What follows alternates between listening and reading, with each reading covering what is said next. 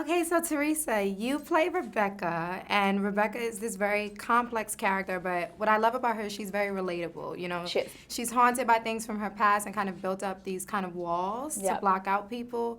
If Rebecca could kind of let down those walls and just, what would she want the world or to know about her? What would she want them to understand?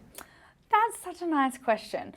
I think we finally see the walls down, and I think beneath that, she's actually a really caring, loving, warm spirit, but she's been so damaged from her childhood being ripped out from under her feet. So I love that I think she wants people to know that she is vulnerable. She has all the same feelings that people have. It's just that she's never going to let you see them until she feels like she can trust. I mean, she doesn't think she can trust anyone, and she's had people abandon her and leave her life, and she feels very alone at the beginning of the film. Now, do you remember being a child and being afraid of the dark? I mean, Yes. honestly, after seeing this movie, I'm probably still afraid of the dark. Me too. Do you remember, what did you do as a child to kind of like get over that fear? I was like a child in the 90s. I was like a child of the 90s. And I had one of those touch lamps. I don't know if you remember them, where you could like just touch them.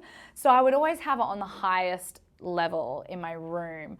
And I had like Spice Girls and everything all over my room, but I still was afraid. And I would go and sleep in my mum's bed. But then when I went to my dad's house, he was having nothing of it. He's like, "You're not sleeping in my bed. You're like staying in your room, and I'm turning the light off, and you're not going to have a nightlight." So that was horrendous. And you could hear the koalas at nighttime like screaming at each other, and it was really scary.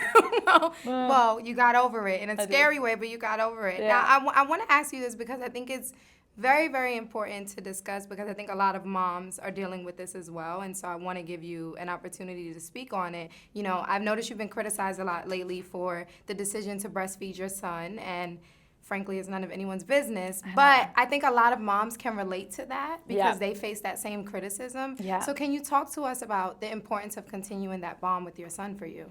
Yeah, I mean, I think as long as you feed your baby, if you can breastfeed, fantastic. If you can't, there's great formula out there. But I just think the idea of shaming a woman for her choices to breastfeed is really sad. And I think there are too many judgments on women, and I just want to empower them. If you want to breastfeed in public, good on you. Please don't let anyone make you feel bad or feel shamed to do that. So yeah, I wrote a blog post. I have a website called Your Zen Mama, so I wrote about that. But of course, when you have a voice, you have to be open to having backlash, and that's what happens. But I still enjoy my breastfeeding relationship with my son, just at nighttime.